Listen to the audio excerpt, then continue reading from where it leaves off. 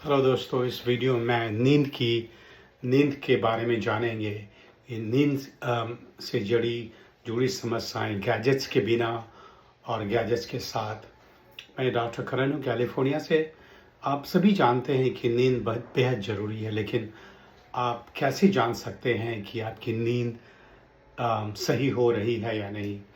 आप शायद सोचते हैं कि आप 7-8 घंटा सो लेते हैं तो सब कुछ ठीक है, लेकिन बहुत से लोग बिना ये जाने सालों तक नींद से जुड़ी समस्याओं से जूझते हैं, जैसे कि अनिद्रा, sleep apnea, REM behaviour disorder.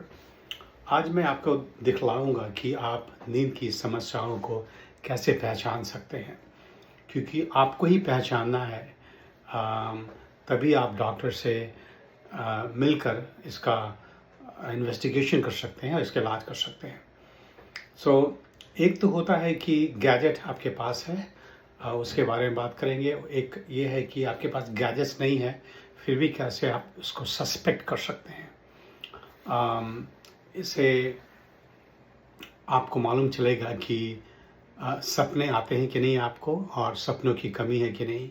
उससे भी आपको एक इंडिकेशन मिलता है क्या हो रहा है। नींद की जो क्वालिटी है बहुत महत्वपूर्ण है। नींद सिर्फ आराम नहीं, यह आपके दिमाग और शरीर के लिए सुधार प्रणाली है। गहरी नींद शरीर की ऊर्जा प्रदान करता है, जबकि रेम स्लीप जो है यादें मजबूत करती हैं और क्रिएटिविटी बढ़ाती हैं और आपको इमोशनली स्टेबल करती हैं। अब आप इन स्टेजों के बीच में अगर संतुलन खो देते हैं तो आपका शरीर सो सकता है, लेकिन दिमाग अंदर से जागते हुए रहता है। गैजेट्स का उपयोग करके नींद को ट्रैक करना। चलिए सबसे पहले तकनीकी तरीके से शुरुआत करते हैं। आप जानते हैं कि मेडिकल लैब में जाना आपको ज़रूरी नहीं है कि आपका नींद कैसा है। उसको मालूम करने के लिए आप स्मार्ट वॉच और वेयरेबल्स आता है, Apple watch, Fitbit, aura ring, Garmin, और भी कई तरीके गैजेट्स हैं, वो आप उससे नींद के बारे में इंफॉर्मेशन ले सकते हैं। आपको लाइट स्लीप होता है कि नहीं, डीप स्लीप होता है कि नहीं, रेम स्लीप होता है कि नहीं, हार्ट वेरिएबिलिटी, हृदय गति की भिन्नता, ऑक्सीजन संतृप्ति, ऑक्सीजन सैचुरेशन, जो स्लीप एपनिया के लिए बहुत महत्वपूर्ण है। और आपको ये भी बतलाएगा कि रात में सोते समय क्या क्या हरकतें होती है आपके साथ, आपके बॉडी के साथ। अगर आपका गैजेट दिखाता है कि आप बहुत कम समय के लिए गहरी नींद और रेम नींद में हैं, या आप कई बार जागते हैं, आपको याद भी नहीं रहता, या आपका ऑक्सीजन लेवल रात में गिर जाता है, इससे नींद की समस्या का संकेत हो सकता है। गैजेट्स के बिना नींद की समस्याओं का पता लगाना। लेकिन अगर आपके पास गैजेट्स नहीं हो तो क्या करेंगे? आपका शरीर आपको ताकतवर संकेत देता है। पहली बात यह है कि क्या आप 7-8 घंटा सोने के बाद भी थके हुए लगते हैं? अगर यह गहरी नींद और स्लीप एपनिया की कमी का संकेत दे सकता है। क्या आप अपने सपने को याद करते हैं?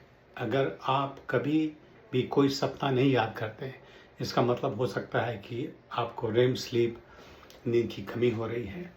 अगर आपके पास बहुत ही जीवंत और विविध और डराने वाले सपने आते हैं, तो इसका मतलब हो सकता है कि आपकी रेम नींद की सक्रिया जो है सो टूट गई है, जो कभी कभी स्ट्रेस, एंजाइटी और दवा की वजह से रेम बिहेवियर डिसऑर्डर से जुड़ी होती हैं।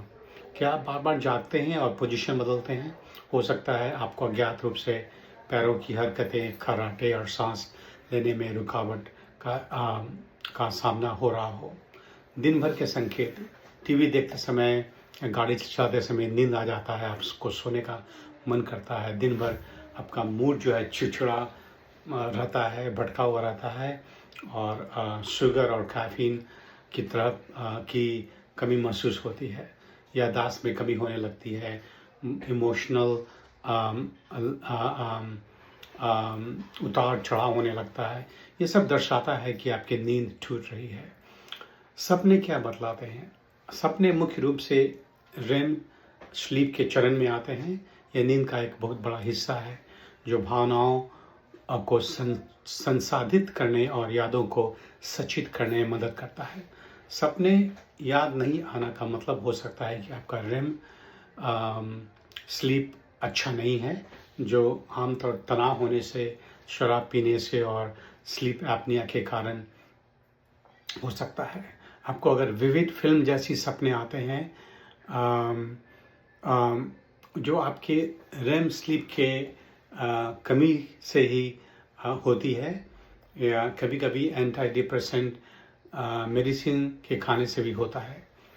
हिंसक और शारीरिक रूप के एक्ट किए गए सपने रेम बिहेवियर डिसऑर्डर का संकेत करते हैं, जहां शरीर खुद को पूरी तरह से पैरालाइज नहीं कर पाता और लोग अपने सपनों में हिलते जुलते हैं, चिल्लाते हैं।